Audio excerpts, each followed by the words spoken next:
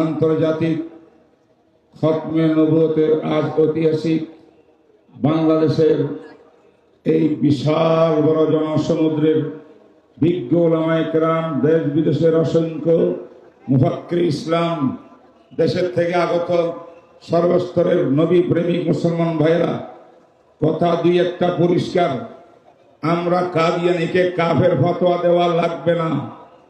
আল্লামা কাশ্মীরি রহমতুল্লাহ আলাইয়ের যুগ থেকে বিশ্বের অনেক দেশে কাফের ফতোয়া পেয়ে গেছে। সমস্ত উম্মত ঐক্যবদ্ধ, সে কাফের, নতুন করে এই ফতোয়ার দরকার নেই।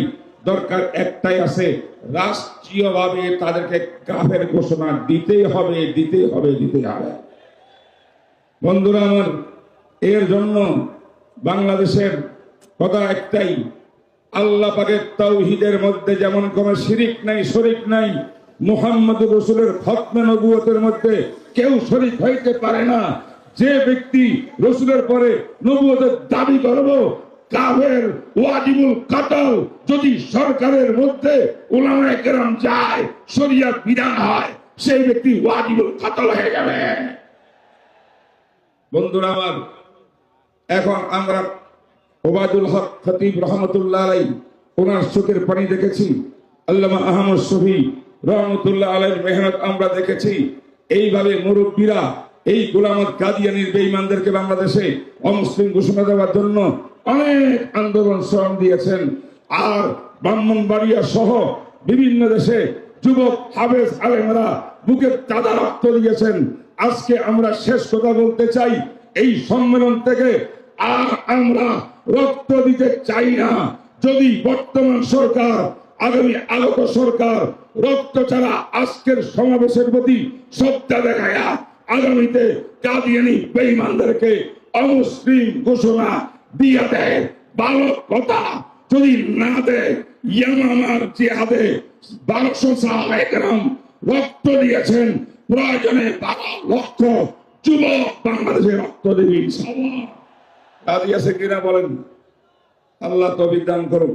আজকের আমাদের এই সম্মেলনকে কবুল করুক, আমাদের পীর সাহেব ওলামায়ে কেরামকে কবুল করুক।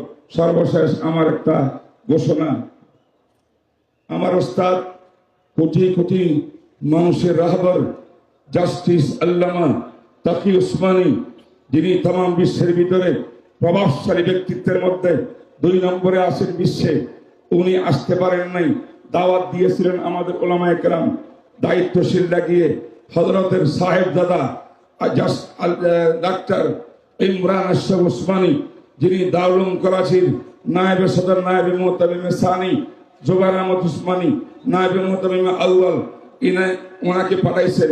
আজ মঞ্চে তিনি উপস্থিত আছেন। তিনি বিশ্বের একজন ইসলামী ফাইন্যান্স, ব্যাংকিং, অর্থনীতির উপরে বিরাট বড় পারদর্শী ব্যক্তিত্ব, দারুল উলুম করাচির মুহাদ্দিস।